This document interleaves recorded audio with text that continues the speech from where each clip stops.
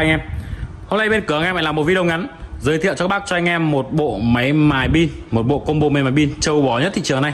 Đó chính là bộ combo máy mài pin Makita sử dụng 2 pin 15 cell. Pin 15 cell khác biệt với pin 10 cell các nhá. Pin 15 cell là bên trong có 15 cell nhỏ với dung lượng là 70.000 mAh. Khi quả pin này thì các bác sử dụng cho máy cắt thì dùng liên tục được 2 giờ. Nếu các bác sử dụng cho máy khoan thì dùng liên tục được một ngày các nhá. Bởi vì động cơ của máy cắt này lớn gấp 3 lần động cơ máy khoan, nên là quả pin này các bác sử dụng cho máy cắt thì liên tục được 2 giờ. Còn nếu các bác sử dụng cho máy khoan thì liên tục được một ngày các nhá. Đấy. Thì trước tiên khi đi chi tiết sản phẩm thì mọi người cùng em xem test các bộ sản phẩm này nhá, xem nó trâu bò cỡ nào. Và video test thì nó sẽ hơi dài một chút vì là test độ chịu tải của máy và test chất lượng của pin. Và mọi người cùng đón xem em test qua bộ sản phẩm này nhé. Em test máy mài pin Makita coi nhá. Em test cắt sắt u dày 5 ly. Sắt này rất dày, dày 5 ly. Em sử dụng pin 15 cell. Pin 15 cell thì cắt sắt sẽ không có hiện tượng dừng ngắt như dòng máy pin mài pin 10 cell thông thường coi nhá. Đấy. Máy cái tốc độ vòng tua là 3.000 vòng trên 1 phút. Cắt sắt rất là ngọt, rất là dễ dàng, phù hợp cho các bác làm công trình. Sử dụng rất là đa năng, tiện dụng các bạn.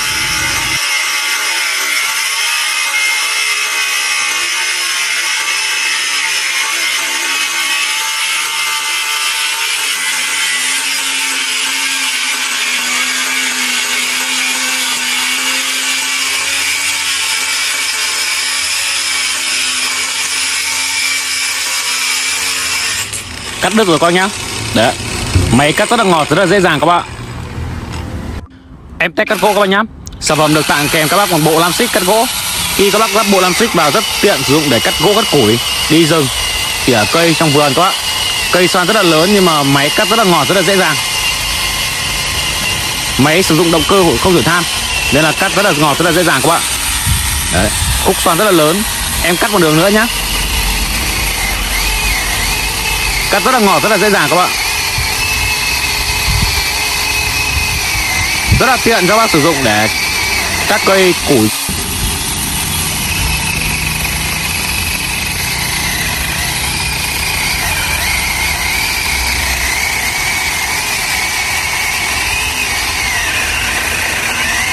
Rất là nhẹ nhàng các bạn. Vâng, thì vừa rồi là những bài test em test qua bộ sản phẩm máy mài pin Makita. Em sử dụng để cắt sắt dày 5 ly. Sắt rất là dày nhưng mà máy cắt rất là dễ dàng các nhá. Vì máy sử dụng pin 15 cell, pin lớn, cắt sẽ không có hiện tượng dừng ngắt như những dòng pin 10 cell các nhá. Các bác chú ý là pin 15 cell cắt sẽ không có hiện tượng dừng ngắt, phù hợp cho các bác làm công trình, làm dã chiến. Một quả pin 15 cell này các bác dùng liên tục được 2 giờ. Cam kết các bác dùng liên tục được 2 giờ. Và bộ sản phẩm thì có đi kèm nam xích rất là đa năng cho bác là sử dụng, có thể là sử dụng để cắt gỗ, cắt củi, đi vào trong rừng núi, cắt gỗ, cắt củi rất là tiện các nhá. Đấy. Thì bộ combo máy mài pin Makita sử dụng 2 pin 15 cell thì hiện tại bán thị trường với giá là 1.500.000. Nhưng này em ưu đãi 10 bộ đầu tiên với giá là 1.400.000 có nhá. 1.400.000 thì được miễn phí vận chuyển tận tay các bác. Sản phẩm đầy đủ sẽ là một máy này, đi kèm 2 quả pin 15 cell, pin lớn có nhá, đi tím đấy, một cục sạc, đi kèm thùng đựng và có tay cầm, tháo đá, cover bảo vệ. Và một điều đặc biệt là khi các bác mua hàng thì bên em có tặng kèm các bác bộ lam xích cắt gỗ để giúp các bác sử dụng để cắt gỗ, cắt củi, tỉa cành, rất là tiện các nhá. Đấy. Các bác nhanh tay đặt hàng đi ạ, giá chỉ còn 1.400.000 thôi. Nếu các bác quan tâm hãy để hotline cho mình 09678 52 114. Nhận hàng có độc bỏ máy ra kiểm tra, giá pin và chạy thử, cắt thử các nhá. Đấy. Về bộ sản phẩm máy mài pin Makita, em ưu đãi cho các bác nhưng mà cam kết các bác là hàng chọn lại một. Máy thì cam kết các bác là không chịu than và 100% đồng các nhá. Nhông thì là nhông kim loại. Đấy. Máy là nhông kim loại, cam kết loại đồng. Nhông các bác là nhông kim loại nhá. Đấy. Nhông kim loại và máy không chịu than, cam kết loại đồng. Đấy. Về dòng máy mài pin Makita này sử dụng đàn đá 100. Bản đá 100 là đàn đá thông dụng nhất thị trường này. Tháo lắp đá thì cũng rất là phổ thông thôi. Các bác có thể lắp đá 100 110 có nhá. Các bác có thể lắp được đá 100 110 khi các bác để mâm đá. Cái này là mâm 100. Mâm này sử dụng để cắt sắt.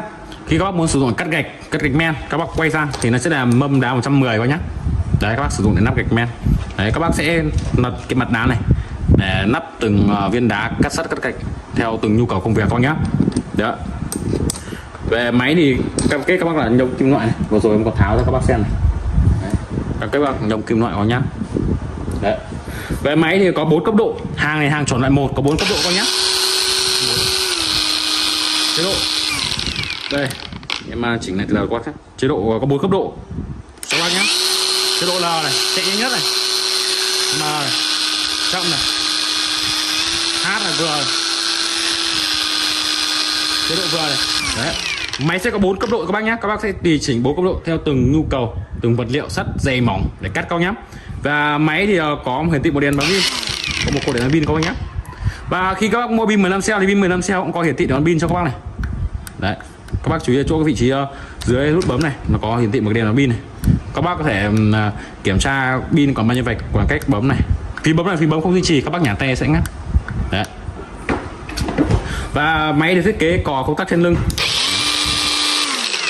Về thông số kỹ thuật thì máy thì sử dụng bản đá 100. Máy có tốc độ vòng tua là 3.000 vòng trên 1 phút. Máy là hàng nhập khẩu của Malaysia các nhé. Đấy. Về sản phẩm thì có quét mã code. Nhận hàng có thể sử dụng một chiếc smartphone, các bác quét xuống cái mã code này nhé. Khi các bác quét mã code này sẽ ra đầy đủ thông tin sản phẩm, nguồn gốc xuất xứ các bác nhé. Nhận hàng thì các bác có thể kiểm tra thực tế bằng chiếc smartphone thông minh các bạn. Đấy. Và sản phẩm đi kèm cho bác là 2 quả pin tím. Pin tím này thì các bác có thể sử dụng cho máy cắt và máy khoan có nhá. Khi các bác sử dụng cho máy khoan thì các bác có thể dùng liên tục một ngày, cam kết các bác dùng cho máy khoan được một ngày. Còn nếu các bác sử dụng cho máy cắt thì dao động khoảng tầm 2 giờ, nghĩa là liên tục trong vòng 2 giờ. Vì động cơ của máy cắt lớn gấp 3 lần máy khoan có nhá. Đấy. Sản phẩm đi kèm có 2 quả pin 15 cell. Và sản phẩm có đi kèm có một cục sạc nhanh. Có thùng đựng. Và một điều đặc biệt là khi các bác mua hàng thì bên em có tặng kèm các bộ lam xích cắt gỗ với đường kính nam là dài 25 phân, có bình tra nhớt các nhá. Bộ lam này có bình tra nhớt. Và trong hộp lam này có sách hướng dẫn sử dụng, cách ráp nam các bác nhá. Đấy.